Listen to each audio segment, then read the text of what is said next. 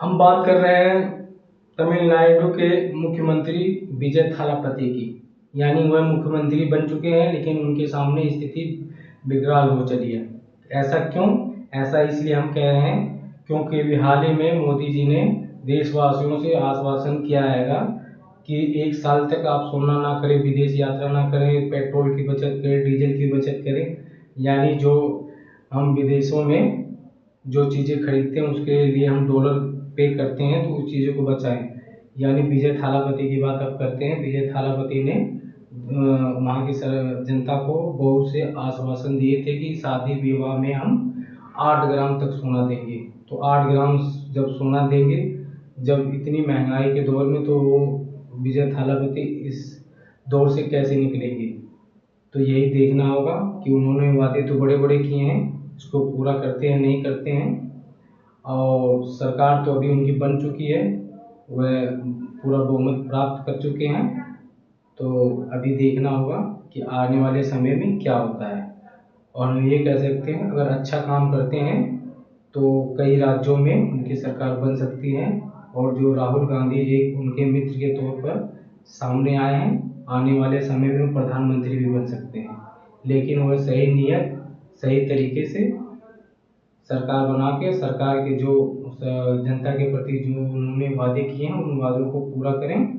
और जो अपने राज्य में अच्छा अगर काम करके दिखाते हैं तो आसपास के जो राज्य हैं उनसे प्रभावित होकर आने वाले समय में कई राज्यों में उनकी सरकार बन सकती है। आने वाले समय में बहुत ऊंचे लेवल तक वो जा सकते हैं। और विजय थालापति अगर अच्छा काम करते हैं तो उन्हीं के काम करने के तरीके और उन्हीं के सरकार के माध्यम से आने वाले समय में राहुल गांधी हो सकता है विपक्ष में जो अभी हैं एक अच्छे भूमिका कर रहे हैं विपक्ष की, तो आने वाले समय में हो सकता है पीएम बने या प्रधानमंत्री बने।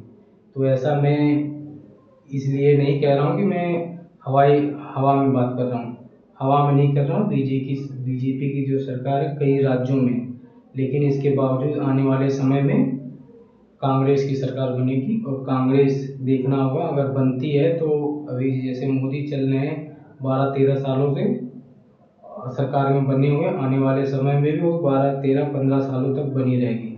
लोग कहते हैं ना कि कांग्रेस मुक्त भारत हो, तो ऐसा कुछ भी नहीं है। जो अच्छा काम करेगा वही टिकेगा।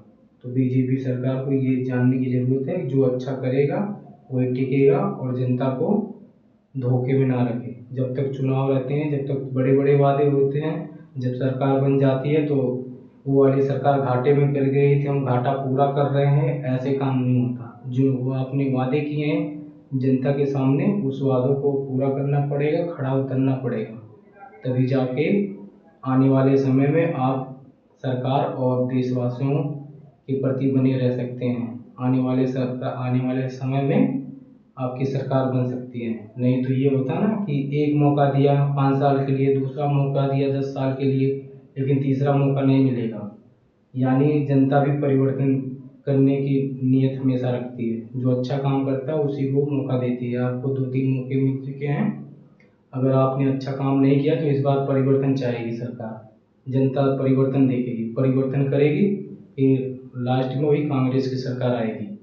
तो इसलिए जो जनता से वादा आपने किया है उस वादों पे आप खड़े उतरें और सही तरीके से काम करें, देश को आगे बढ़ाएं और गुमराह ना करें।